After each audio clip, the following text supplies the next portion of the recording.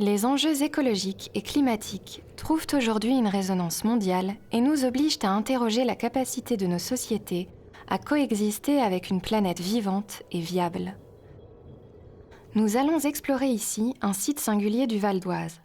La bergerie de Villarceau est engagée depuis plus de 20 ans dans une transition agroécologique qui redessine un territoire rural au cœur du parc naturel régional du Vexin français.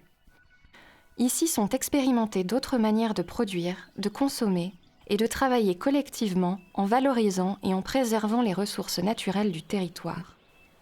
Lieu de rencontre, de réflexion, d'action collective autour de l'agroécologie et de la durabilité de nos modèles sociétaux, la bergerie de Villarceau propose, sur plus de 600 hectares, un site unique pour s'interroger sur les enjeux actuels. Au-delà d'un modèle agricole respectueux des ressources naturelles, elle s'engage dans un projet reliant les hommes entre eux et avec leur environnement.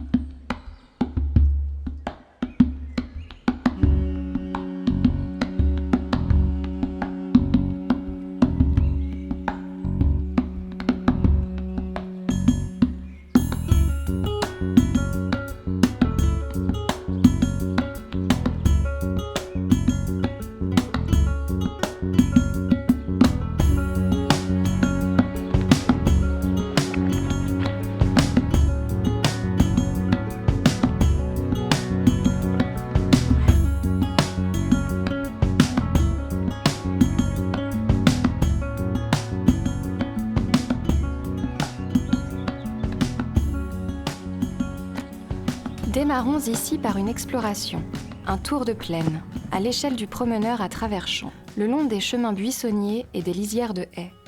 De prime abord, l'aspect ordinaire de ces paysages agricoles ne laisse pas deviner la diversité d'expériences et de pratiques qui en sont à l'origine. Et pourtant, la conversion agroécologique de la bergerie s'est accompagnée de modifications spatiales nécessaires. Prenons le temps ici d'observer et de lire plus finement ces paysages.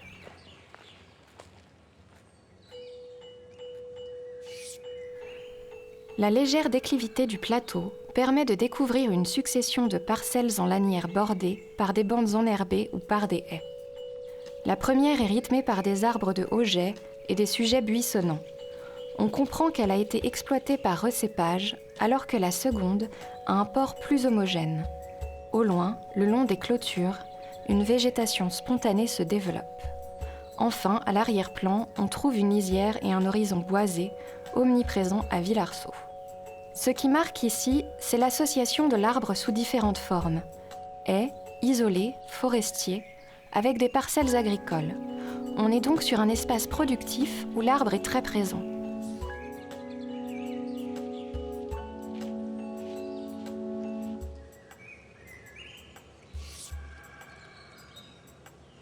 Les chemins sont larges, permettant de croiser les usages liés à la production agricole et les usages récréatifs. Un élément emblématique du paysage de Villarceau s'incarne sur ces parcelles systématiquement clôturées. En effet, selon le stade de rotation, une parcelle accueille successivement prairies pâturées par des troupeaux de vaches, de moutons et cultures annuelles. Les animaux profitent de l'abri et de l'ombrage des arbres présents autour ou au sein même des parcelles et ont accès à certains bosquets. L'abrutissement des bêtes sur les arbres crée une ligne nouvelle, bien lisible dans le paysage.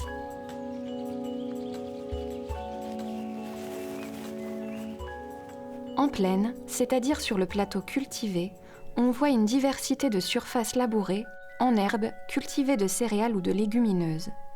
Ici, par exemple, une parcelle en prairie, une cultivée en tournesol et une fine bande où l'on a essayé la culture de quinoa. La vue porte loin. Nous sommes sur le plateau du Vexin, dont les vallées sont encaissées, comme on devine ici, entre deux masses boisées. C'est la naissante vallée du Rue de Chaussy. Des cheminées dans la prairie nous interpellent. Elles témoignent de l'exploitation passée du sous-sol calcaire de ce plateau. Au premier plan, on peut voir un espace de stockage du foin ou de la paille, accolé aux deux bâtiments de l'exploitation en bardage de bois. Le premier accueille le matériel agricole, l'atelier, le fourrage, la bergerie pour les moutons, le moulin et le fournil. L'autre, plus ouvert, sert à la stabulation des vaches et au stockage en silos des céréales. Enfin, on remarque un pré-verger, une parcelle plantée de pommiers. Nous voici donc au cœur d'un territoire rural où nous découvrons une diversité de pratiques respectant la biodiversité cultivée ou sauvage et produisant un paysage riche. À la bergerie, une vision systémique du territoire et de la société a permis de développer des pratiques agronomiques et sociales intégrées dans le fonctionnement général des sociétés.